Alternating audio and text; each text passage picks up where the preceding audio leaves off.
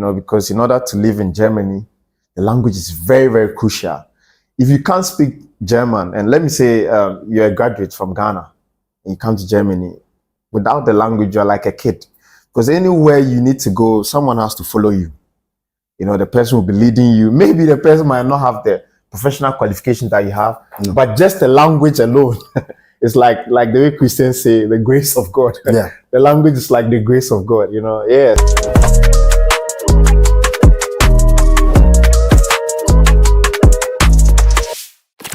Hello, welcome to Potbelly TV. I'm your host, Mr. Jakpata. And today my guest on the show is Mr. Dennis. Dennis and I will be discussing life in abroad.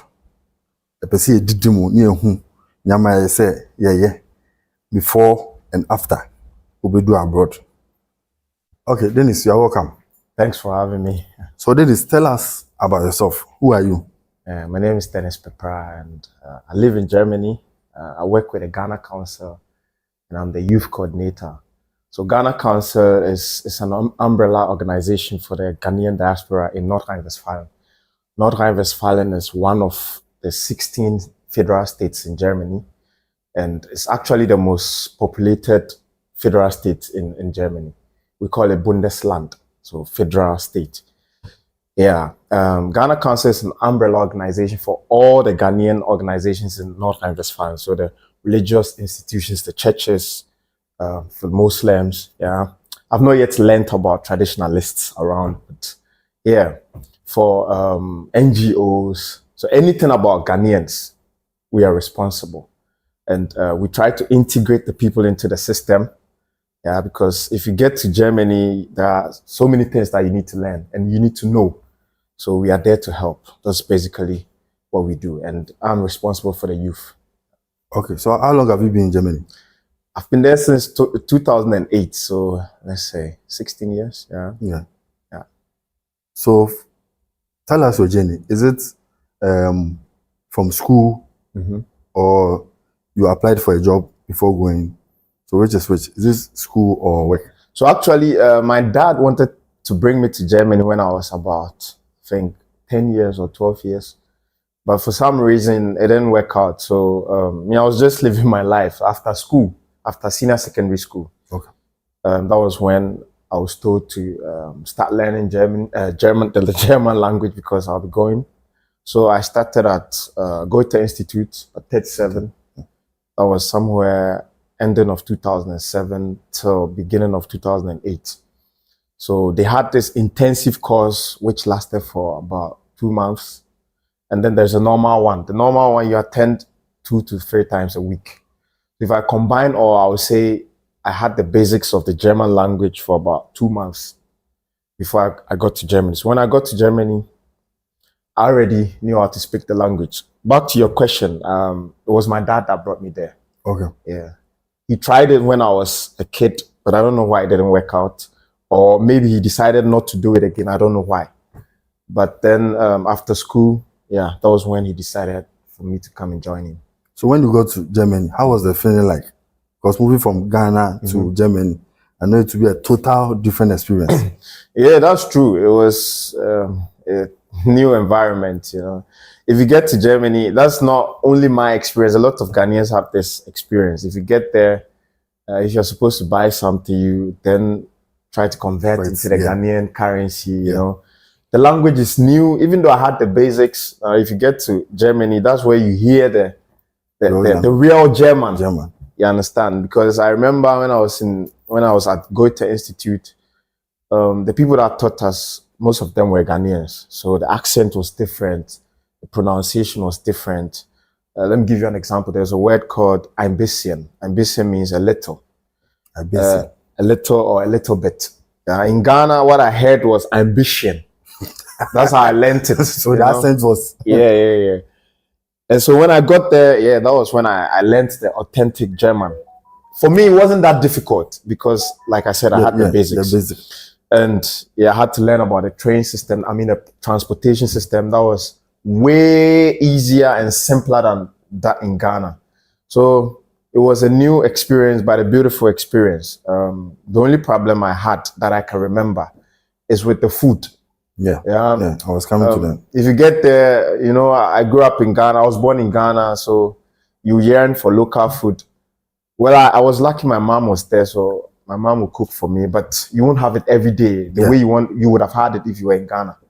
So yeah, but I don't think that's a big deal. With time, you get used to everything. Yeah. But how is the life? For instance, did you meet any Ghanaian, you know, where you were living? Did you meet other cultures like other African countries? Okay. Yeah, initially, for me, it was very boring because I was living with my stepmom. She's German. Okay. So it was like everything that I was doing was totally different. It was the German way, yeah. You know. And she deliberately didn't speak English with me because she wanted me to get integrated into the system. Okay. So she always spoke German with me. She can speak English, but she deliberately spoke German with me so that I will learn the language, because if the language is part of the culture, it's a bigger part of the culture. She will make me eat German food. Yeah. It was when I started my language course. You know, if you get there, you still have to do they have this R1, R2, or let me say A1, A2, B1, up to C1 or C2. I had already done A1 and A2 in Ghana. So I was supposed to continue with B2. It was when I started learning the language that I took the train on my own. Yeah, my stepmother no longer drove me around. She wanted me to make my own experience. So one time on the train, that's when I met first Ghanaian. Yeah, and up to now, he's my best friend. Okay. It's called Jimmy. Yeah. So I was very happy to meet someone like me. You know, Jimmy was born in Germany, but he had also lived in Ghana. So he also knew the system here. Okay. Yeah. So we spoke about stuff in Ghana. Yeah. So from Jimmy, then I met some other Ghanaians. Yeah. But mostly in the beginning, I was only with Germans. Yeah. Or let me say with other Europeans. Because in my German school, there were Russians, Turkish people, you know, they were also learning the language, yeah. Okay, so there is this thing people talk about, we Ghanaians, when you go to abroad and you meet other Ghanaians, they don't help each other. Is it true? Yeah, it's a German will say Jein, and I'll explain. Ja means yes, nein means no. If someone says Jein, it means 50-50, you know. Yeah, partially true, partially false. I explain why I say yes, and then why I will say no. Yeah, or let me do it this way. Let's say yes, and I'll explain why. People don't help people, or people have reduced the help because of the consequences that, or the experiences they've made. You know, so for example, you come as someone, as a Ghanaian from a different European country, and you need help. Let's say you don't have documents, and then someone will receive you in their apartment, and they'll give you rules and regulations. Now, some people feel like, I'm an adult, why are you giving me all these rules? You know, yeah. But they don't know that the person giving you all those rules also has some responsibilities to take care of.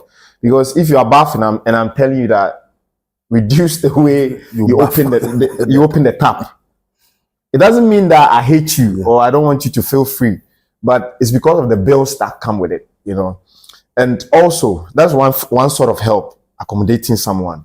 There's another help, like you come, you find a woman, she thinks that you love her, and maybe you don't have documents.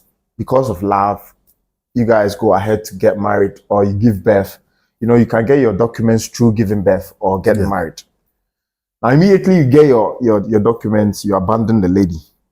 Of course, next time she sees someone who doesn't have documents and comes to talk about love to her, she will not take the person seriously, you understand? Based on the past experience. Even though the person might genuinely love her. So it's because of people's actions, that's why people are treating people badly. And then, of course, there are people who are naturally wicked. So for that one, you and I cannot do anything about it. You know, that's their lifestyle. But what I know is people have become this way based on the feedback they got by doing good. Yeah. I don't know if I've answered your question the way. As you said, nine. Yeah. So how was your Christmas like in Germany? For me, it was boring, but for the Germans, it's a very big occasion. I mean, they are very happy if it's getting to Christmas, Lot not of even on booze the or Christmas something. day. A lot of booze or For them, I would say Germany is a Christian nation, so it's one of, how should I say it? One of the biggest seasons. Most of them are Christians, even though they might not practice it by going to church every Sunday like we do. But that's the religion that they grew up with. So in Germany, if you're going to apply for a job, they ask you what kind of religion you belong to because of taxes. And most of them are evangelical Christians or Catholic Christians. And so if it's getting to Christmas, they feel like this is our season. Yeah. And they make their preparations. They buy Christmas trees. For me, sometimes it amazes me. For me, it's like, it's a normal thing, but they take it so seriously. And yeah, I admire the way they do it. They enjoy it. They celebrate it. But for me, it's a normal thing. We go to church on the 25th, but the Germans normally celebrate Christmas on the 24th. okay. So every 24th, I go to my stepmom, or she invites us. I've not been there. I said all because I've not been able to make it on every 24th. But for her, it's a huge season, or let me say a huge day, Christmas. So she invites all of us, my dad, my siblings, for us to come and celebrate with her. And that's the day that they exchange gifts. Okay. So they are even happy to gift you something on that day. So it means a lot to the them, Germans. yeah. It might mean a lot to some Ghanaians, but to me, it's a normal thing. You see, with Ghana, for instance, it's huge in Ghana. Yeah. But with the gift part, I'm not sure. That Ghanaian, the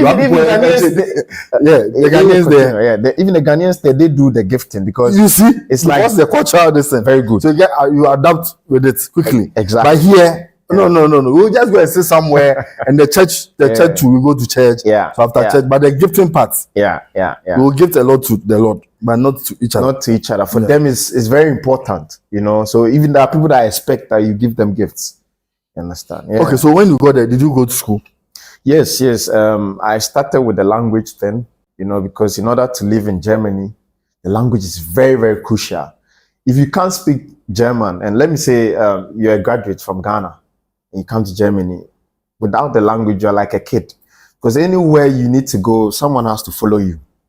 The person will be leading you. Maybe the person might not have the professional qualification that you have, but just the language alone, it's like the way Christians say, the grace of God. Yeah. The language is like the grace of God, Yeah, so I had to learn the language. And then from there, I went to what we call gymnasium. Gymnasium in Germany, they've separated this, or let me say they've divided the schools according to how fast you are or how brilliant you are. Okay. So gymnasium is for very, very intelligent people. So somehow I was lucky that I landed there after my language course. And so they put me into a preparatory class. They call it Vorbereitungsklasse. Like they are preparing you to come to the normal class. Okay. So after that, normally it was class 9. Not regular 9, but class 9 preparatory. So I was being prepared, and afterwards I'll be put to the regular class 9. But after my preparation, normally I was supposed to last there for 1.5 years. After 6 months, I think the director of the school, Frau Gunther, I remember very well, she said, nah, my standard is very high. So she took me straight to class 10. Because there was an exam that the people were taking. And she told me if I'm able to pass that exam, I'll proceed directly to regular 11. Yeah. And so by God's grace, I passed. And then I thought it was too difficult for me because of the language, because you are there learning with Germans. So moving forward to 11, I'll face difficulties. Yeah. 11 is like SS1, but the standard is very high. So I went to do what we call Ausbildung. Ausbildung is internship. So I wanted to be a hotel manager. So it was called Hotelfachmann, or an expert in hotels. So I applied, and then I got the opportunity to go and do that. But then when I started, I realized, that's not my thing. So I said, I'll go to school no matter how difficult it is. There's something called abitur. It's like what you get after SS, but that's a little bit higher. So then I went to where I did my language course. There was a lady there. I told her about my problem. I said, I want to go back to school, but I need help. Because there, everything is application. You have to apply here. It's difficult. Things that we see to be normal in Ghana, there you have to apply. You have to go through some process because they value anything. Anything there is valued. So you cannot say this man is working with the recycling, what we call border. Yeah. So you're not respecting. They also have to get their respect because even to get that job, it's not easy. So I had to consult this lady. She helped me to get a school in Dortmund. I know if you're a football fan, Bay for Bay, Dortmund. Yeah, so I went to do my Abitur or A-levels in Dortmund. Afterwards, I went to study in Kamp-Lintfort. I was doing structural engineering. But the problem I had was I was working and then studying. And what the people saw to be normal at the university, for me, I had to learn 3 or 4 times to get to their standard because of the language again, So it was very difficult for me. So the one mistake that I made was I had to quit and then focus on my job. Yeah, so I didn't finish. And then later on, I went back to study again, but the same thing happened because I'm working with this. At that time, my friend Emmanuel, had consulted me for us to come up with this foundation, or let me say NGO, Verein junger Deutsch-Afrikaner. It means an organization for young German Africans. Okay.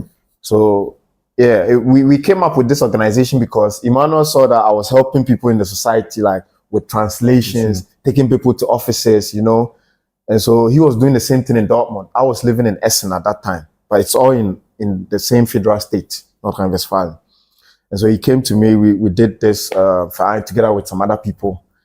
And so for me, it was something that I had passion for, to help people, to help Ghanaians, So I remember even 2017, we came to Ghana with about 4 other young Ghanaians to come and explore how internship is being done in Ghana, So we went to vocational institutions.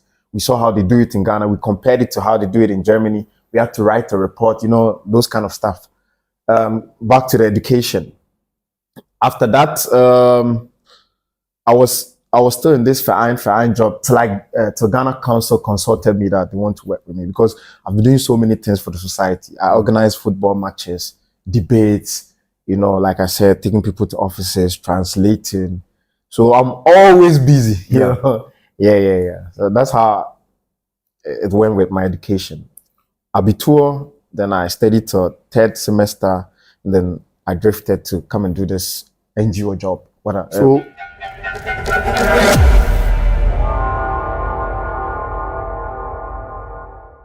Okay, so Dennis, are the school education, are they all in German languages? Yeah, I would say all are in German languages, or like language, or you learn with the German language. But with the university, what the experience I made was with Kamp-Lintfort, or let me say Hochschule Rhein-Waal, that's the name of the university. They have one in Kamp-Lintfort and in Kleve. So there they have courses in English. But even with that, I'm not really sure, but from a certain semester, from a particular semester, you have to add German to it. The Germans are very, very patriotic. They like things about themselves. It's like German first. So they are very, very proud of or about their language, So yeah, I think 90 to 95% is German language. Yeah. So have you been when you went to Germany? Have you been to any other European country? Yeah, I've been to Holland, Denmark, France, Belgium. Yeah. So my question is, and UK. Okay. Yeah. So my question is, when you compare those countries to Germany, how is the standard of living? Okay, I like to speak with facts. I've been in Germany for a long time, so I can talk about Germany. But the countries that I've mentioned, apart from UK that I spent like a week or 2, in Belgium, I haven't been there for long. In Holland, the same thing. Denmark, I was in Denmark for just 2 days. So anything I say is shallow. It's not something that I can dive deeper. So for me personally, it would be very difficult for me to compare. Yeah, but what I realized in Amsterdam was the people are the Ghanaians. They live freely than in Germany. You know, if I say they live freely, it's like things are easier for them because of the language. Because in Amsterdam, you can speak English and still have your way. You know, in Germany, it's very difficult. You go to an office, the person sitting there might speak English, but they will never speak it. Unless maybe they want something from you. Okay. And they know the only way out is English. Yeah. Or there are people that naturally they want to help you. And so they would like to speak English with you. But what I heard from my experience, what I heard was, it's not like they don't want to speak the English, but they feel like if they see you as a black person, automatically the Germans think you speak better English than them. So they don't want to make a mistake. That's what I heard from some Germans. And so, yeah, to compare Amsterdam with Germany, the language in Amsterdam or in Holland is I'm saying in Holland because it's not only in Amsterdam, other places in Holland, it's the same case. So there is a little bit, a German would say locker. It's a little bit easier or simpler than in Germany. Belgium too, I didn't see much. Yeah, it was just their routes that I was a little bit confused about their routes, the markings on the roads. In Denmark, like I said, it was just 2 days. I went to the wedding of my cousin. Yeah. So it's difficult for me to compare. Yeah. So my next question is, as a Ghanaian, when you move to Germany, yeah, what are things to look at? Like for me, maybe you don't have papers. So let me come to that topic. You don't have papers. Is it easier to roam in Germany? Is it easier to also find ways to get documents apart from marriage and birth? First of all, okay, we are Ghanaians. We can talk about it. I'm just hoping the law enforcement agencies are not listening. Yeah. If you are without documents, first of all, you shouldn't be in the country. Yeah. Because if it's any illegal. Police, if you encounter police, first of all, they are going to take you out of the country. And if I say they are going to take you out of the country, I mean it. Even now, they are not joking. Now it has become more serious than before, you know. But if you are lucky and you are in the country and you don't encounter any law enforcement agent, then, like you said, marriage, giving birth, or maybe you want to establish a business, I think you should have some particular amount of capital. And then legally you'll be allowed to stay there. You get the documents. But basically it's just these ways: marriage, giving birth, or maybe adoption. Yeah. Adoption is just like giving birth because you're going to be someone's parent. Yeah. What is your biggest culture shock when you go to Germany? Yeah. I'll say it's the food. For me, it's the food, because any other thing I had learned about it before I got to Germany. It's not the women. How do you mean? Explain further. Explain further. You see, because you're saying culture, you know. So I want to understand in what context. Yeah. You see, when you compare the Ghanaian women, yeah, you see, with a big everything big. Okay. Cute. Okay. But you know, with the whites, okay, you know, they have flats. Yeah, I understand. But there's something that I had seen before going there. Okay. You know, something that I encountered for the first time was the food. Okay. You know, sometimes you yearn for Ghanaian food, but you will not get it. And it's not always that your mom will cook for you, because she also has a job to do. Yeah. You know? In Germany, everybody's working. So you will not expect that your mom will go and work 8 hours and then come and cook for you. But like in Ghana, if I decide now that I want to eat fufu or banku, I'll get some at so many places. But it's not the case in Germany. So for me, it was very difficult because I have complications with food. I don't eat everything, you know, because there are people that like to try new things. I'm not like that. I only eat specific stuff, you know. So that was something that was difficult for me initially, but I'm used to it now. So don't we have local restaurants? Initially it was difficult, but now we have local restaurants. Initially it was very, very difficult. When I got to Essen, it was my dad that had a local restaurant. But even that, they don't open every day. You know, it's mostly on the weekends, because during the week, it will shock you that someone owns a restaurant, but the person has to go and work for someone else, before they'll come and open the restaurant. Because if you open it in the morning, nobody's going to buy your food because they're all at work. And also, people like to cook at home because it's cheaper. Yeah. And if you're buying Ghanaian food in Germany, it's expensive because it's not something that is common. Scarcity also raises prices. That's the main problem. Yeah. Okay, but now it's a different case. There are a lot of Ghanaian restaurants now. Yeah. So for this, the next question is cost of living. Mm-hmm. Because you are saying people, somebody might owe a restaurant but might be working on the weekday. How is the cost of living? Is it high? If you compare Germany to UK or Holland, Germany is cheaper. But then again, what you're being paid matches with what you pay as rent and what you used to buy your food stuff. I mean, the cost of living. So everything matches with your pay. Understand? So at the end of the day, if you don't have more than a job, it will be difficult for you to save. That's why people have, kaniki or black work. So and copy passion. Okay. Yeah. So you have to have extra job. Yeah. There's a multiple way. So what you are saying is comparing rent, utility, and maybe food is cheaper than other European countries. Than in UK. UK is expensive. Yeah. Holland is expensive. I don't know about Belgium. Well, in Belgium, I think it's not that a problem because most of the Ghanaians own their own houses in Belgium.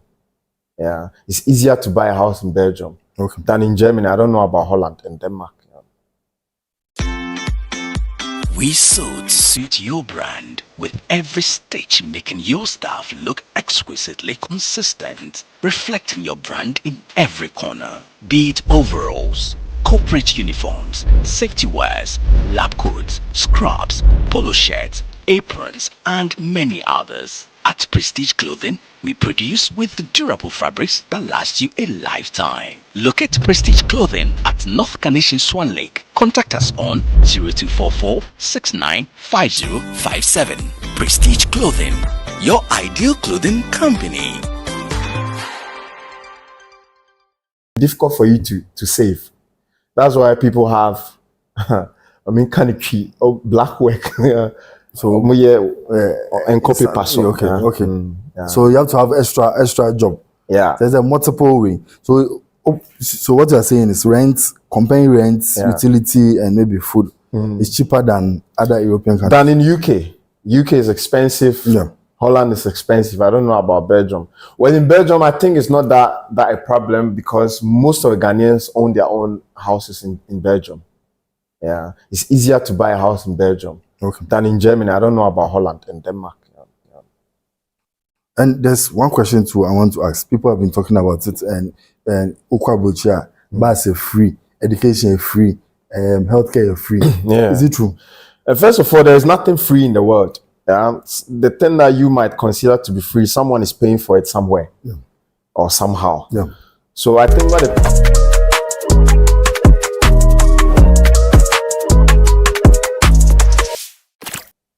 And there's one question too I want to ask. People have been talking about it and Ukwabucha, bus is free, education is free, healthcare is free. Yeah. Is it true? First of all, there is nothing free in the world. The thing that you might consider to be free, someone is paying for it somewhere or somehow. Yeah. So I think what the people mean is the system has made it convenient or easier. So with the train that people, or let me say, or transportation that people say is free, what it basically is you pay for your tickets monthly. Okay. There are some tickets that you can they call it abo, like you have a contract for a year. So they'll just take it from your account. So you don't feel like you're paying for tickets. And with that card, in Germany, they've really done well. Now you have a ticket that you can travel to the whole of Germany. Okay. And it costs only 49 euros a month. So you can go to Berlin, if you're in Essen, you can go to Hamburg, Berlin, wherever. There's a slight problem, but I don't even think it's a problem. There's one train called IC, it's very fast. It's like you're in a plane, but on land, Okay. You cannot use that ticket to board the ICE, but any other train, you know. So at first, if you're moving from, let's say, I know you don't know the places, but I'm using it as an example, from Essen to let's say Mönchengladbach, you would pay 200 or more monthly. But because of this Bundes ticket, you know, now you pay only 49 euros. You can go to Mönchengladbach and beyond. You know, so that's why people say you don't pay for it. It's free. It's just because they've paid for it monthly and they can use it as often as they want. Yeah. So I don't think it's free, because you would, if it was free, you wouldn't pay 49 euros. And with what was the next one? The healthcare. Healthcare, yeah. If you are working, you pay your health insurance automatically. Okay. So if you have the card, you can go to hospital as often as you want. Yeah. Is there a limit to that? There's no limit. Okay. Maybe with certain kind of diseases. Okay. Yeah, but I don't know about that yet. Or maybe if you want to do operation. But there's always a way out. As long as you're working and you're paying your insurance. And in Germany, insurance is let me use Ghanaian terms, by force. Okay. Yeah. This means that if you're working, your company pays it automatically. If you are not working, you have to seek assistance from the state. So you go to a place called Job Center or Arbeitsagentur. Or Arbeitsagentur means agent for work, you know, or job. So these people will take care of you. They'll pay your health insurance, and then they'll give you money for how do I say it? To buy food stuff, take care of yourself till you find a job. So basically, you are always having a sort of income that is taking care of all these bills. Yes. Okay. You understand? Yeah. So yeah, but it's not free. It's just that it's a little bit easier than in most countries. Then there's been rumor about when you give birth to your kid, don't pay fees and basically they don't pay fees in Germany. Okay. You go to school freely if you're a citizen. Or if you have documents. Yeah. You go to school freely, but doesn't mean it's free. Someone's tax is paying for it. You understand? Yes. So you grow up and start working, and your tax will pay for someone else. So yeah. People will suffer for it for some to enjoy, and those that have enjoyed will later on suffer for it for others to enjoy. So it's never free, but it's a good system. Yes. That's what I would say. Yes. Yeah. Because we normally say it's free because of where we are coming from. Okay, I understand. For here, you might be going to school, you might be paying tax, and you pay for fees. Basically everything, you pay for everything. Yeah. So it's not for they'll take money and be paying for somebody else. That's true. It's like we're all suffering. So the next question I want to find out is with the Ghanaman time, German poncho. Is it that they are punctuality? Are they punctual to work? The Germans themselves, 100%, very punctual. They even come before time. Okay. But the Ghanaians, they're still this Ghana time, you know. Or let me say Africans. I don't know who did this to us, but wherever you see a black man, there is some sort of attitude that you can link to Africa. Yeah. Whether they are born in Europe, they are born in America, wherever, there are some qualities that will let you know that this is a black person. So the Germans themselves are very punctual, they're very disciplined. But the blacks there, I won't say only the Ghanaians, the blacks there, there's still this problem with time. Yeah. So, unfortunately. So when does work start and when does work close?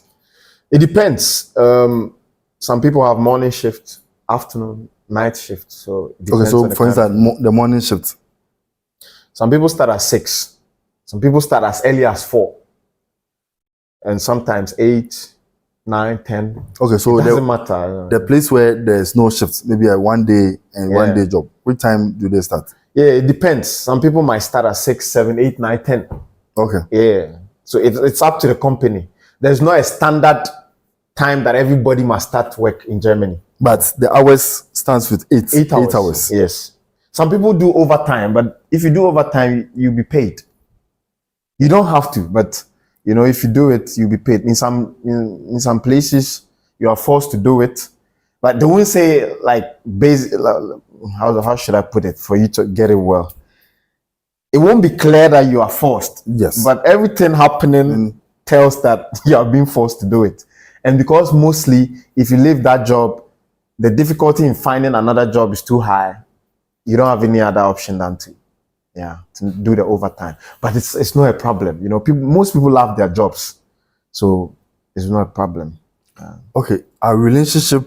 How should I put it? You see, with Ghana, it's easy to find relationship, friendship, acquaintances. Yeah, our social life. Yes. Yeah. How is it compared to Germany? With the Germans, their social life is totally different from or than ours. Yes. Because I'm within 3 languages, you know, English, Dutch, Twi. So sometimes if I'm speaking one of those languages, I have difficulty. That's why I'm asking. Different from or different than. Yeah. And so correct me if I make grammatical errors, because I'm always learning. For we don't mind about all we need is you get the question. Point. Yeah, okay. But I want to learn. So if there's something I'll ask you, then you, okay, yeah. So what were you saying again? Relationship. Very good. So you might know a German from maybe school, or maybe you play football together in a team. But you might see him in town, he will ignore you. It's not like he hates you or he has a problem with you, but for them, there is time for everything. Yeah. If we are on the field playing, we are on the field, we are playing as teammates. We can laugh together. Yeah. But if you see me outside, we are totally different people. It's just one people that are different, that they will see you and still wait and talk to you. But there are people who will see you and then walk by. And that's their life. So you can't hold any grudges against them for that, you know. Because I remember I used to play football with a policeman. He was on my team. We knew each other. But if he's wearing his uniform, he doesn't know you. And I think it's a very good quality, because they said, okay, I don't want to use that proverb. I don't think it matches with what I want to say. But if you get too familiar with people, they take advantage of certain things. And you yourself in charge, in this case, the policeman, if he's too friendly with his teammates, there are things that he's supposed to do for the country or for the law, that because of the relationship, he might not be able to do. So he will ignore you if he's on duty, or if he sees you in town. And you'll be shocked that is this not the same guy I was playing ball with yesterday, yesterday. The highest he will do is say hi, or they say hello. In German it's hello, and he'll pass by. There's no time for conversations. Yeah. And so if you get used to the system, you understand why people behave like that. And I think it's a good quality if we also adapt certain things like that, you know, because our social life is too much. Yeah. Familiarity there's a lot of familiarity and family, friends, and feelings. But is it easy to get jobs in Germany? It depends on your qualification. For me, if any job I want to do, because of my language and with my CV, the practical experiences that I have, I won't say any job, sorry. I cannot go into the medical field or engineering. There are so many jobs that I can just work in. We are talking about the immigrant who came with documents. With no education, let's say low education, maybe a diploma or maybe a certificate. There is something called Knochenarbeit. So Knochen is bones. Arbeit is work. So bones work. It means a jumading. If you are ready to do it, there are a lot of such jobs. Like, is it waste management? I don't want to offend anybody. No, it's not. They are all jobs. Waste management. Even waste management is a white collar job. Okay. For you to get sabola kano. Yeah. You need to apply. There are some things that I think you go through some short course. It's nothing difficult. But for you to get that position, it's very, very difficult, because there are a lot of people applying for that. You know, it's not like you need special qualifications, but there are a lot of people who want it. And so, you know, if a company has choices, then I want to be politically correct. You know, you as a black man, it's difficult. You know, a white man will come first. You understand? So that's what I mean. Yeah, but jobs like warehouses, we call it lager jobs. You know, you get them like DHL, GLS, Amazon. You know, all these companies have people working in the warehouse and people on the road delivering. So for the delivery, it's difficult because you need a driver's license, and to get a driver's license in Germany is very expensive. And so then the next option is a warehouse. it's easier to get one, but it's very difficult. I mean, if I say difficult, I mean the job itself. Yeah. It's not an easy. You need to be ready for it physically and mentally. You know, working 8 hours. Sometimes you work 4 hours non-stop, and then you go on break for about 20 to 30 minutes, and you come and continue. Sometimes 1 hour break. It depends. Yeah. So there are jobs, but you need to be physically. What you couldn't make up for with your intellect, you have to make up for with your bones. Yeah. But how is the salary structure? Is it? It's good for the standard of living over there. Okay. That's what I would say. But it will also depend on the bills you have to pay. If I say it would depend on the bills, there are people that have agreed to live together in one room. So they are not going to have the luxury of having an apartment for themselves, but then again, they can save more. Because if you go and pitch in someone's house and you are paying 300 euros for a room, and you are there with your bride, okay, I don't think people will allow you to be two in a room. But then one person with one room, 300 euros, is better than you going to rent with your own. Well, I wouldn't say it's better. It's better in terms of saving. Yeah. Than someone renting a full apartment for like 700 euros a month. So the one paying 300 euros will not enjoy the luxury that you paying 700 euros have, but then they can save.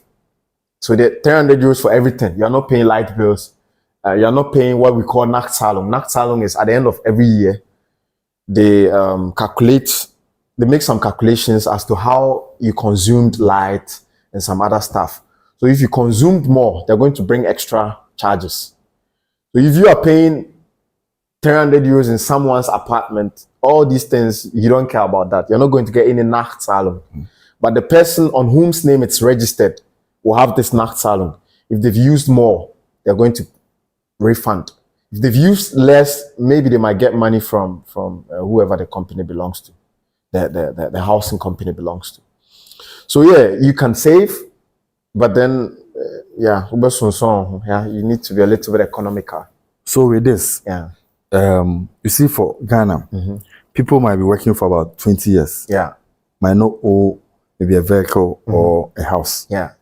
Compare that to Germany. Yeah. If you've been there for 10 or 15 years, and for example, you are paying less rent, sharing a shared apartment. Yeah. Is it possible to own an apartment maybe in 10 or 15 years? It's very, very possible. In Germany, if you are not lazy, you make money. If you really want to make money, you will make money. Because let me give you numbers. If you're working and you're getting brutto, how do I say brutto? Brutto is gross salary. Yes. Before tax. Before tax. You're getting like, let's say 3,000 euros, which people hardly get. Okay, let me use netto after tax. That will be a little bit easier. If what comes into your account is 1,500 euros, you're alone. And let's say you are pitching at someone's place, paying 300 euros. It will be left with 1,002. Let's say people can manage with 200 euros a month for food. It's very possible. Yeah. Very, very possible. Because even if you're going to work, you don't even have time to be eating a lot. Yeah. You know, so let's say 500 euros for rent and food. So you have 1,000 euro left. Yeah. Maybe you send money to your family back home, but I don't think people do it on a monthly basis. Yes. So let's say other charges or other bills, 200 euros. And 200 euros. So 800. So you can save 800. I know people that save more. Okay. People that are really prepared, like stingy. Yeah. But I don't blame them because they have an aim. You know, they want to reach a target. Yeah. And so it's very, very possible. If you're saying, let's say, how much did we get? 800 euros left. Yeah. Let's say you're even saving 500 euros.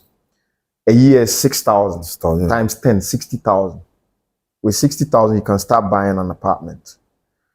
And even apartment, you don't even need cash. They check what is in your bank account. Okay. You know, if you don't have, how do I say, if your credit score is good, the bank can buy a house for you, and you pay it off. You pay it off if you're hardworking and you're serious in life. You know? Because if you come in the bank, I mean, the bank will be charging you. It's like you are buying mortgage. Yeah, mortgage. And they will charge you. Yeah. So is it that you can save? You see, for a year, for instance, okay, mortgage I get it. But is it possible to pay cash front, like save to, Or it's expensive? What I learned was, and I'm not sure about this, yeah, but that's what I heard, that most of the people that buy houses in Germany, even if you have the cash, they still let the banks buy it for them. This is what I heard. I don't know how legitimate this information is. I don't know much about buying houses because that's not the norm for the Ghanaians over there. Yeah. No, the Ghanaians there would rather build houses here in Ghana. Yes. Because there are a lot of people that don't want to live in Germany forever. They've set a target. If they get those targets, they come back to Ghana, which is not that easy, to reach that target, because along the way there are uncalculated things that you never thought will happen. Yeah. And the problem with people in Germany is with the people back home. One person might be the source of income for a lot of people. Yeah. So it's difficult for them to save, but people are also saving. But basically, the basic information is, if you want to save, if you want to make it in Germany, you will make it. Because the jobs are paying enough. They can't even cheat you because there's a minimum wage. Yeah. So they can't pay below that, you understand? So if you want to make it and you are hardworking, you will make it. If I compare it to Ghana, people want to work, but there are no jobs. Yeah. But there are jobs, unless you are selective. Yeah. We are talking about people that are not qualified. Yeah. We are like you asked. Yes. If you want to do all those, we call it house help jobs. It's like you're helping. Minimum. Yeah. Yeah. There are a lot of them. All these factory jobs. You have to check the federal state in which you are living. If you're living in the south of Germany, for example, in Bayern, there are a lot of jobs there, and they pay very good. Very well.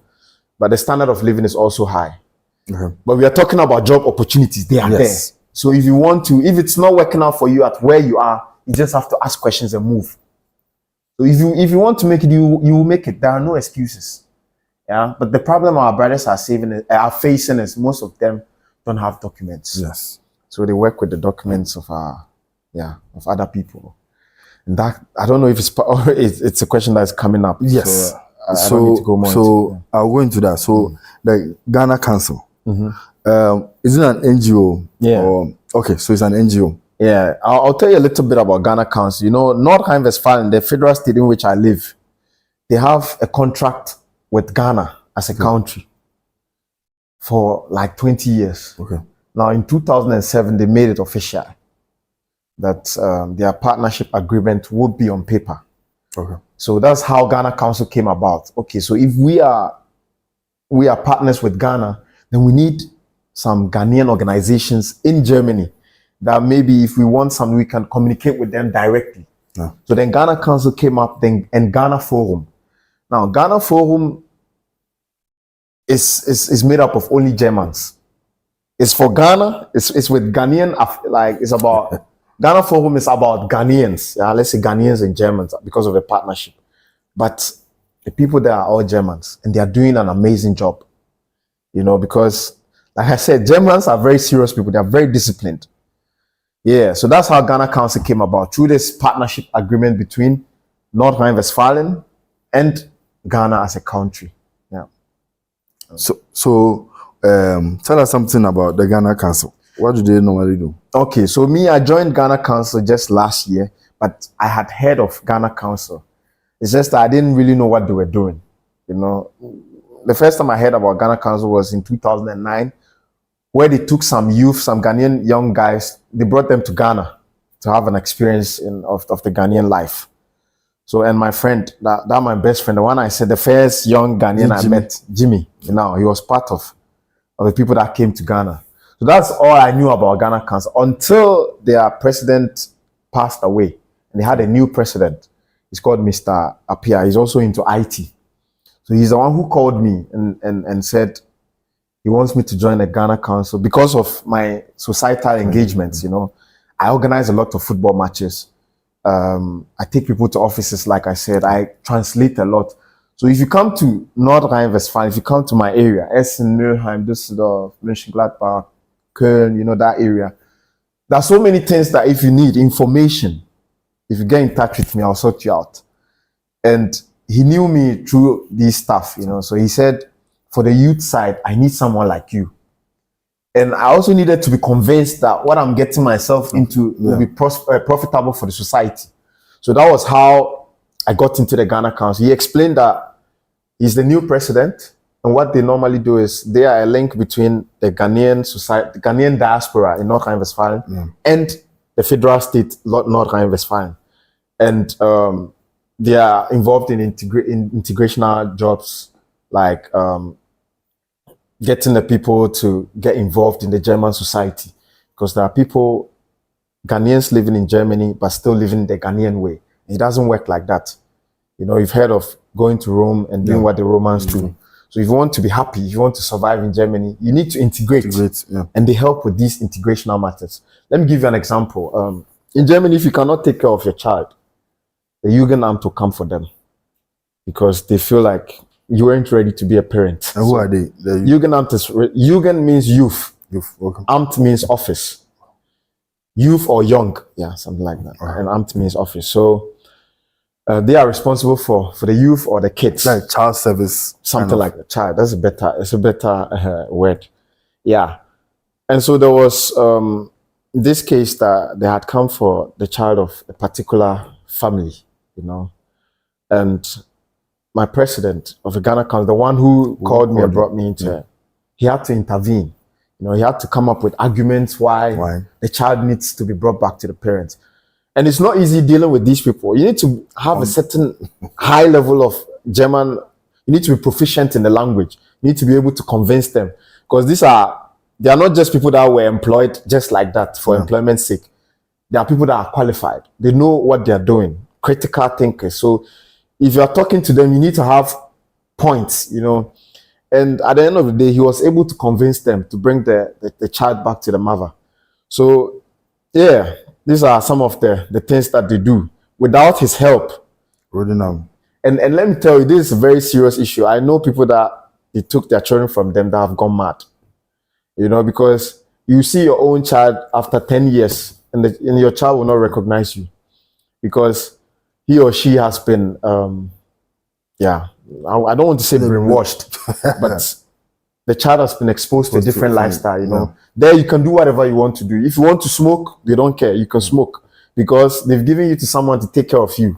And that person is only doing their job. So it's not in their position to come and tell you, hey, this is morally wrong, this is morally right.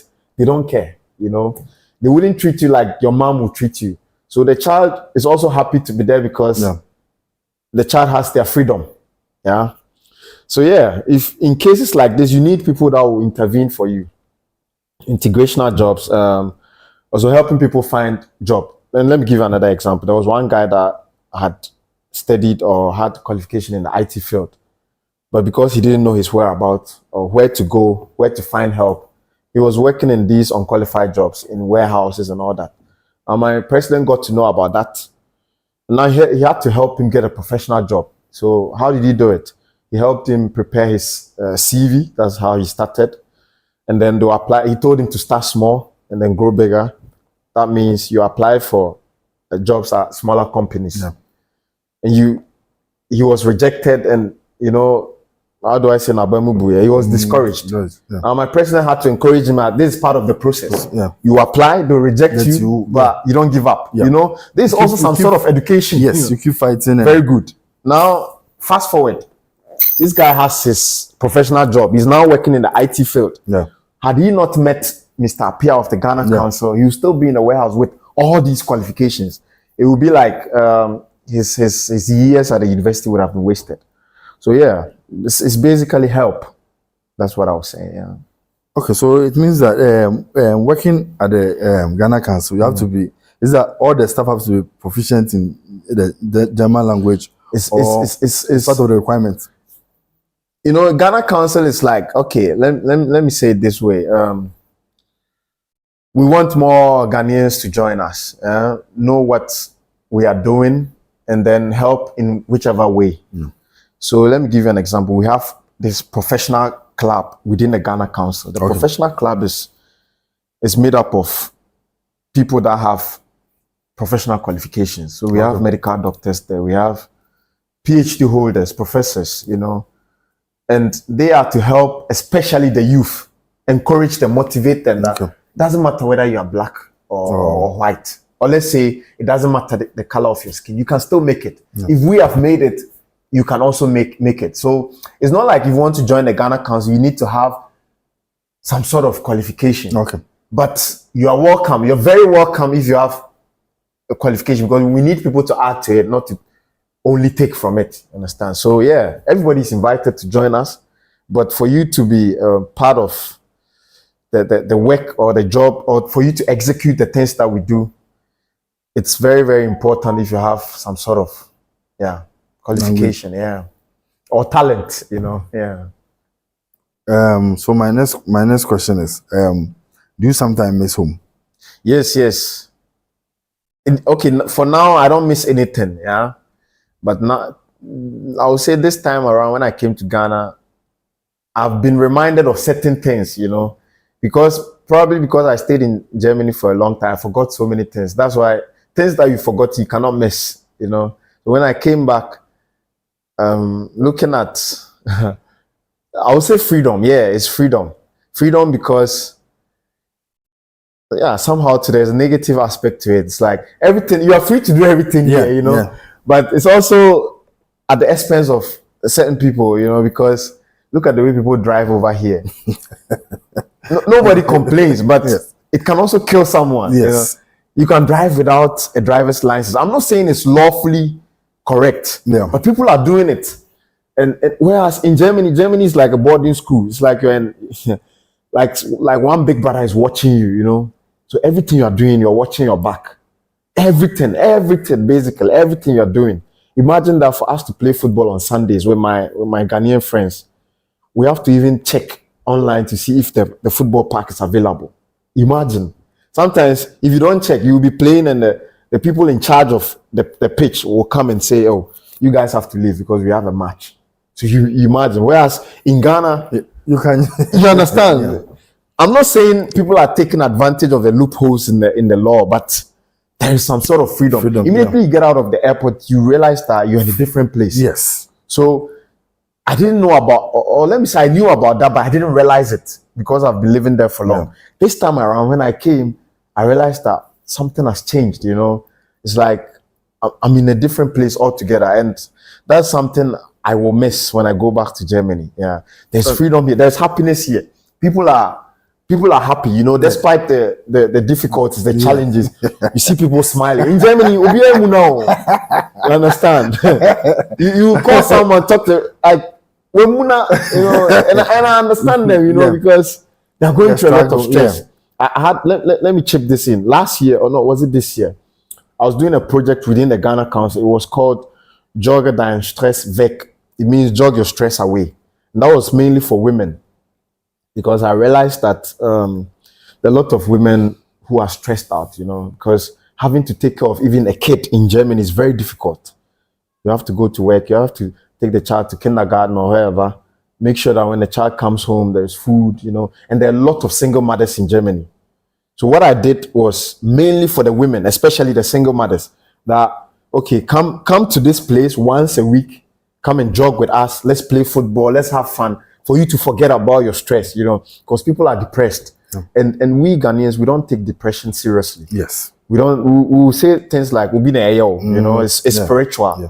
But it's a normal thing. It happens to people. So, yeah, this is one of the things that make the country, I won't say not to be free, but if you compare it to Ghana, you see some sort of freedom here. Yeah. Okay, so I've seen the videos on your page. I think you are doing a good job for the ladies and the Ghanaians and other African people in the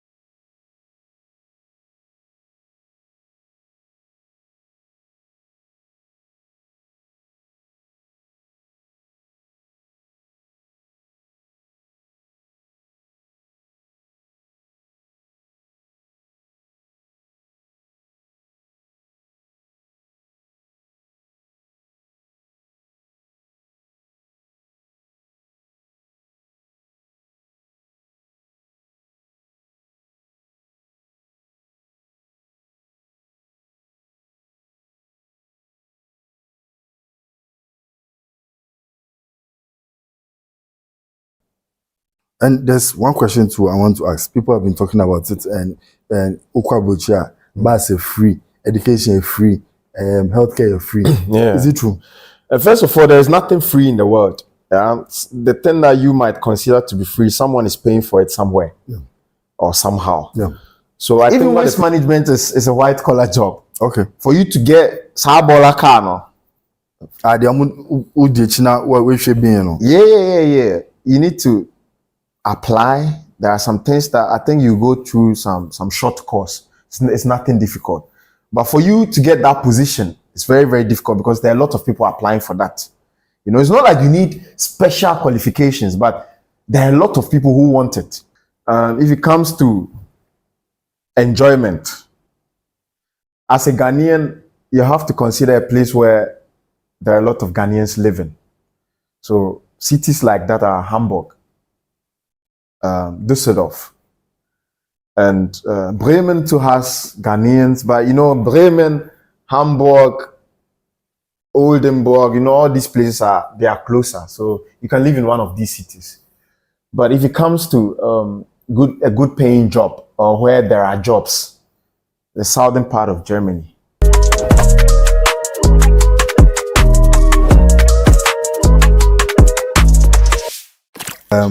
So for instance, another question is, when I move into Germany, I brought some cash. Yeah. And I'm looking for apartment. You see, for us, you go to the agent, you have to find an agent. The agent will roam you will be going out or do yeah. So is it the same with Germany? Well, first of all, before you get an apartment in Germany, you need to have worked for some time because you need to submit your pay slip.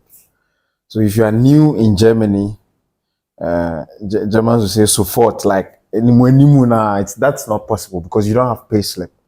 First of all, what you need to find is a job. So you need to patch with someone. Before you come to Germany, you need to have someone that you're come to stay with.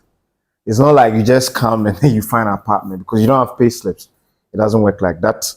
And that is if you already have your documents. Yeah, I think you are talking about someone who already has their document. Yeah, so find a place to patch, find a job. If you get your pay slips, then you can apply for a place to rent.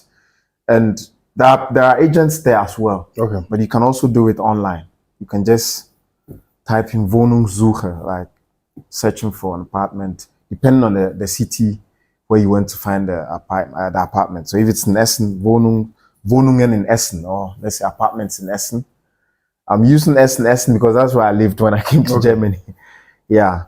So you need a pay slip. Yeah. You need to have a good credit score. And I think that's it. The credit score is very important. They call it Schufa. So they will check with the Schufa whether you have a problem with your finances. If Schufa says no, then you can forget it. But if you are new, you don't have that kind of problem. So just find a job, submit. I think after 3 months, they need 3 months pay slip. I'm not sure about that, but you need to have your pay slips. Yeah, that's it. So what are some best cities in Germany? From my experience, someone might have a different person might have a different experience. Yeah. And if you say best, that's what I was about to say. Best maybe in terms of transportation, the cost of living, the pubs, the social lives. Okay. So transportation, like I said, is the same everywhere. Yeah. If you get your 49 euro ticket, you can go everywhere you want. So it's the same thing. If it comes to enjoyment, as a Ghanaian, you have to consider a place where there are a lot of Ghanaians living. So cities like that are Hamburg, Düsseldorf, and Bremen too has Ghanaians, but you know, Bremen, Hamburg, Oldenburg, you know, all these places they are closer, so you can live in one of these cities. But if it comes to a good paying job or where there are jobs, the southern part of Germany, Bayern. So Bayern is a federal state, and the capital is München or Munich. So yeah, first of all, let me explain something. So Germany has 16 federal states now. Three of them are called Stadt, which means they are a federal state at the same time they are a capital. Okay. And these three are Hamburg, Bremen, and Berlin. So the federal state for Hamburg is Hamburg, the capital is Hamburg. Bremen is also Bremen, and Berlin is Berlin. Okay.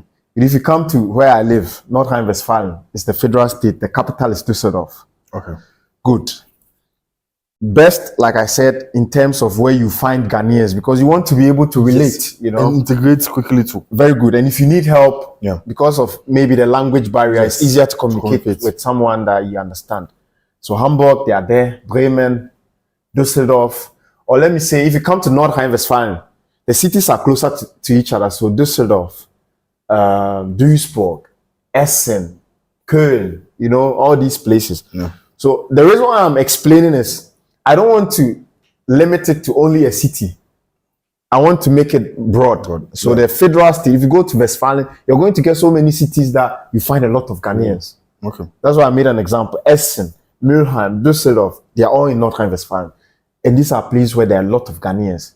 In terms of jobs, if you go to Bayern, so Nuremberg is in Bayern and some other cities in Bayern, you're going to get jobs.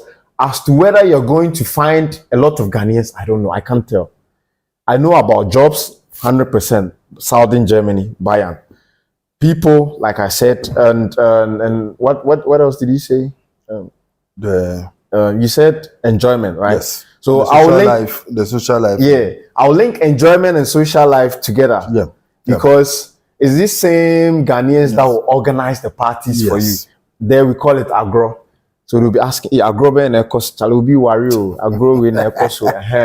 This is the type of enjoyment we have over there. Or football. Okay. So in Oberhausen is also in North Rhine-Westphalia. So we have a Ghanaian team over there where we train on Sundays. Every Sunday, whether winter or summer, we are there. And there are a lot of Ghanaians that come to play ball over there. So now we've made it into something like a cool, you know. So people pay dues. If you want to be part of us, you pay a monthly due of 10 euros. Okay. And we organize matches. This year we've played against Hamburg, also Oberhausen against Hamburg. We've played against Hannover. We've played against Cologne. You know, so all these things bring about fun. Yeah. And sometimes if we are playing home, not sometimes, anytime we play home, if we are done, we refresh the people, you know. We also played against Amsterdam, and it's fun. Yeah. And every Sunday is fun. After match, we sit down, talk to each other, you know, reflect things that went on during the week. Because during the week, you don't have time to do all those things. So if you want to be happy, consider those things. Places where you find things like that. That's what I would say, So if you are coming, consider Hamburg and definitely. North Rhine-Westphalia as a federal state. And then you get those cities that I mentioned. With the we talked about the healthcare system. So our brothers there who are who don't have Nkata, they don't have documents. Yeah. How do they manage the health? Yeah, that's a good question. There's only one way. You have to go in there with someone's health insurance card, someone that looks like you. Otherwise, you can't go to the doctor and say you are sick and you need help, but you don't have an insurance card. Because if you get there, the first question they ask you is, physician's card, bitte, insurance card, please. That's the first thing they are going to ask you. So if you don't have that, you shouldn't even think of going there. And so what people do is they go there with the cards of other people, you know, people that look like them. Okay. At first, we used to have some Ghanaian doctors who understand the situation, you know. But some have retired and some are dead. So for now, it's difficult. I mean, it's difficult in terms of going to meet a Ghanaian doctor who will help you. So what people do is they go with the cards of other people. That's the only way. Maybe there are some other ways, but so far, this is what I've seen. Yeah. So you've already touched on whilst you can work while studying. Yeah. What are some of the work requirements? Okay. Okay. For you to a student's job, that's what you mean, right? Yes. Whilst you're studying, if you're studying, Yes. you can't do a full-time job. So you have to do what we call mini job. Okay. Yeah. So mostly it's 2 hours or 4 hours. I don't think you need any requirements because most of these jobs are, like I said, house sales jobs. You are there to help them. Unless what you are studying, you want to do something in that field. So with that also, you can apply, and they will tell you, every company has their own requirements. So I cannot say there's a general requirement for everyone. But maybe, let's say you want to work at Lidl. You want to work at, how do I say, cashier? The people that take the money after you've bought your stuff. Is it a cashier? The cashier, the tellers, and exactly. So if you want to work there, probably they'll ask you about a requirement will be the German language, because you need to be able to communicate with the people. You need to know how much money you are taking. Yeah. So apart from that, if there will be any other requirement, then it has to be internal, like the company's own requirement. I don't think there's a general requirement for these house health jobs. Yeah. Is it easy to open a bank account? If you have the documents, let me say, it's even obligatory. You need to have it. So it's nothing difficult. No, it's not a big deal, as long as you have the documents. But it's the same way. So for temporary, so like a visitor. As a visitor. Yeah, as a visitor. Is it possible to open a bank account? I think it's possible, but for me, I'm very careful if I'm not sure about something. I think it's very possible, but I can't tell 100%. Yeah. So the relationship with the Ghanaian community. So people who don't have the wait. There's one thing. There are some online banks that it's open to everyone. Okay. Yeah? So like N26, for example, if you're a visitor, you can just open an account. Okay. That's no problem. But what I was talking about was the traditional banks. Like Sparkasse is a very big bank in Germany. Postbank. This is what I meant, that I'm not sure about it. But with these online N26, that's no problem. But do they issue cards, Visa cards, and the online? Yeah, they do. But I don't know the requirements, for these Visa cards. But just opening a normal bank account online, it's easy for everyone. Yeah. You see, we've been hearing news, and I think people have also experienced, like, for UK. I know about UK. Using and they pay them the money, and they try to cheat the people. Which does it happen often in Germany? Very often. And for me, I don't understand why people do that. It's very sad. There are cases that I had to intervene for people. Sometimes they will pay the person. In Germany, normally they pay either at the end of the month or on the 15th of the following month. So you know exactly that your money has been paid. But if you're going for the money, the person will be telling you stories. Even just today I've heard, I'm here, but people still text me, And I don't know why people do that. Someone told me,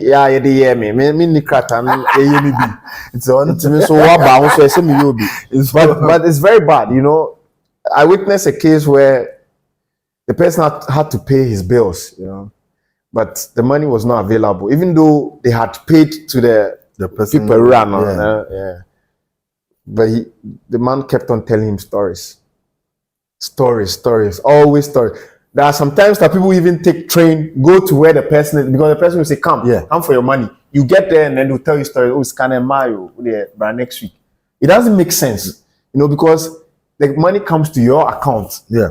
And you will automatically take your part, which you agreed on before. So just give the person's part to him. It's common sense, but unfortunately, people are like that. It happens. Wherever you heard it, it's true. It's really happening. Yeah. So, what are some of the things that a first time I need to experience? Like, it seems I say a go through when you come to Germany. Like for me, maybe when I come to Germany, this sort of experience.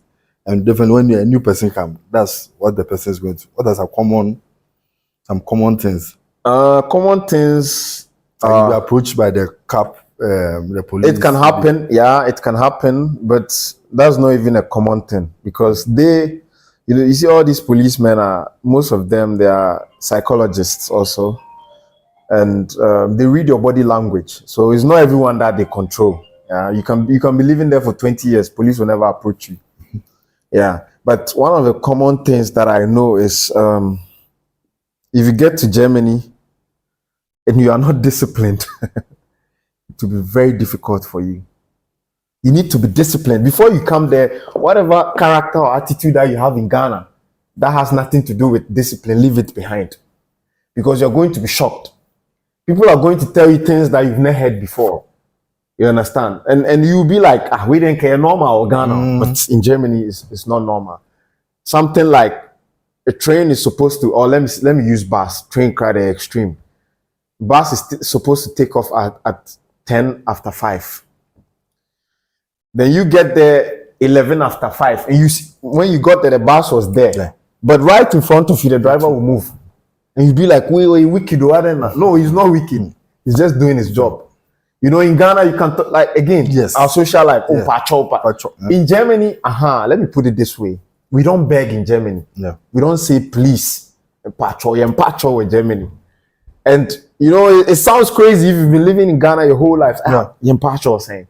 It's like that. If you've offended or you've broken the law and you have to deal with the consequences, you're going to deal with it.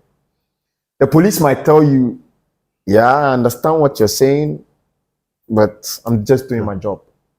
So yeah, you're impartial and you have to be disciplined because you're going to go through it. Disciplinary measures, so you experience it and nobody's out of that. Yeah. This is what I can think of at now. Maybe later I can come up with something else, but this is one thing that is normal in Germany. You'll be forced to be disciplined. Yeah. How do the German streets, so let's say Ghanaians and other African countries, how do they treat them in terms of work ethics and like general life, living with them? Okay. Yeah. You know, in most cases, how they treat us is mostly based on the record they have of us. So there are certain areas that if you are working at those areas or in those areas, it's very likely that a cop will stop you as a black man. Why? Because black people they've engaged in certain activities, which I don't want to go deeper into. Certain activities that don't match with the law. So if you're a black person, even though you might be innocent, but the moment you're working in those areas, they will stop you because automatically they think you are part of those people. You understand? And there, they don't know the difference whether you're a Ghanaian or he's from Nigeria or Guinea. Black is black. Some people even think Africa is a country, you know? Yeah. So yeah, why would the cops stop you? Is it because of your skin color? No, it's because your brother has done something there that has, how should I say it? That has put you into that situation. Yeah. Let me give you an example. There was one time that I got out of a train or tram. Immediately I got out, the man asked me of my ID. And they normally say Ausweis bitte. Ausweis is ID. So me, I was a little bit shocked, because I just got out of the tram. He said Ausweis bitte. And I was like, why are you controlling only me? Because there are also other people here. And the rest were white. And he said, I said ID is what I'm asking. So I gave him my ID. That place is also not advisable to be arguing with police people, Just do what they are saying. Yeah. Respectfully. If you want to ask them a question, do it in a respectful manner. Mostly you have to keep your hands down. Yeah. Because they might use it as an argument that you wanted to maybe fight them or something like that. So mostly what I do is if I'm talking to policemen, I put my hands behind my back. When I gave him my ID, I asked him, why is he controlling only me? I don't know if I should explain everything here, but yeah, he checked, everything was okay. I had my documents, everything was intact. I didn't have any criminal record. He asked me to go. I moved about, let's say 10 steps. Another set of police people. They were also control. I said, your colleague just controlled me. They said, they don't care. I should thank my people. And what they meant with thanking my people is because of your own people. That's why we are doing this to you. Mm-hmm. And at that time, I was a little bit angry because I was in a hurry. But somehow I understood them. So coming back to your question, it's their treatment is based on what we have done. Yeah. So even if they are hiding behind racism, we have given them that chance. Yeah. You understand? So sometimes it's difficult, but I try to put myself in their shoes. Again, there are foreigners, not only blacks per se, but foreigners. It could be white foreigners that are doing so many bad things. Yeah. It doesn't mean people are not doing good things. A lot of foreigners are contributing to the growth of Germany. But you know, people are quick to follow the evil or the bad stuff than the good ones, or to concentrate on the bad stuff than the good ones. So they feel like we are living in our country, we've given you the chance to live here, and you're messing up our country. Yeah. And that they project that anger onto any foreigner. Yeah. So yeah, that's why we're having it a little bit difficult with them. Yeah, but it all depends on where you find yourself. There are certain areas, even if they see you as a black man being there, you get more respect, because they're like, how did he get here? He must be a special person. Yes. The same with the negative one, that there are certain areas, no matter how good you are, they attribute certain things, or they put you in a certain kind of box. It's the same way that there are certain areas, if they find you there, they ask themselves, oh, who is this? They are eager to know you, you know. Let me give you an example. I went to Belgium with my dad. At that time, my dad used to be a Guinness distributor in Germany. He was working with a company called John Martins. It's a very big company in Belgium. So they had a festival and invited all the stakeholders. So we went there. They were only big men, football stars, you know. Now we were the only blacks, my dad and I. You know, they had booked 5-star hotels, you know, huge, or let me say expensive places. And I remember when we were having our breakfast, some people from US came. These were millionaires. So these are not normal people. Some are billionaires. You know, they came up to us. Who are you guys? Where are you from? What are you doing? And then we had to explain to them that, yeah, we're from Germany. You know, this is what we do. And they gave us a whole lot of respect. Yeah. When we left the hotel to the main event, we met a football star from Beuthen. He used to play Bayern. And he used to play for Bayern and Belgium national team. You know, we were talking to him, and everyone was okay talking to us, because they felt like if you weren't up to a certain standard, you wouldn't be here. Yeah. So they were okay. But there are some places that if you're black and you go there, they are suddenly they become uncomfortable. Yeah. But at that point, they were comfortable because they knew the status of everybody there. Very good. Yes. And the stuff that you need to pass through to get there. Yeah. So if you are there finally, it means you are qualified to be there. So I would say it all depends on us. You know, there is racism, which I think is something that didn't start today. Yeah. I wouldn't even say racism is white supremacy. You know, they see you and think they are better than you.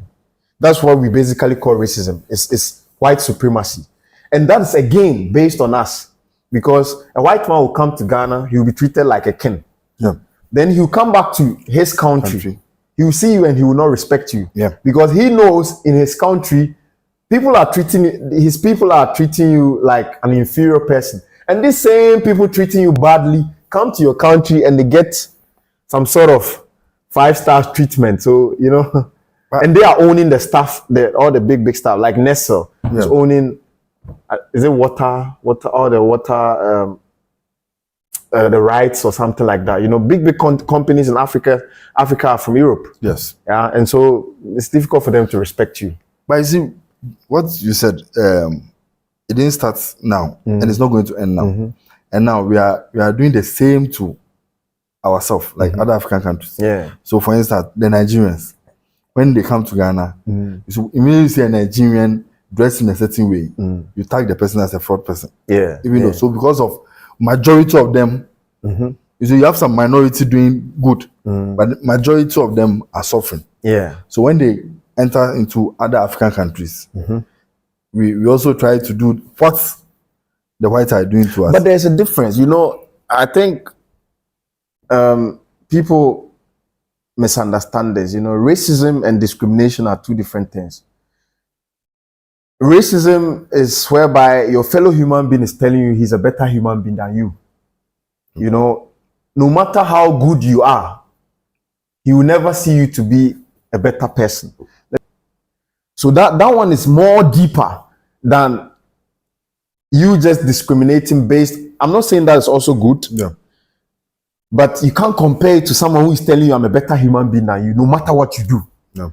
You see, with these Nigerians, the example that you made, that people, we have classified all Nigerians or most Nigerians to be fraudsters is because of certain things that we've seen. That's why we are doing that. So it means if should they change now, we are going to change our perception. Perception. But with racism, no matter what you do, they think that you are a slave. Yeah. You see all these footballers. The moment they are performing, they are being hailed. Hey, this guy is good. This guy is good. If you like, make just one mistake, they will start throwing bananas. Yeah. With all their status, with all their money. They want to tell you that you are worth nothing, and that's very, very sad. Yeah, and painful. Yeah. So racism is something very. Me, I don't call it racism. I call it white supremacy. They want to tell you they are supreme or they are superior than you, and that's something is very painful, like you said, and it's too deep, and only we can change it. Yeah. You know how we can change stuff like that? Yeah. When we start becoming more loving ourselves, being proud of what we have and who we are. How do we do that? Anyways, we'll talk behind the scenes, because I might say certain things that I don't know how far this video is going. It can create controversy. We'll talk if you don't mind later.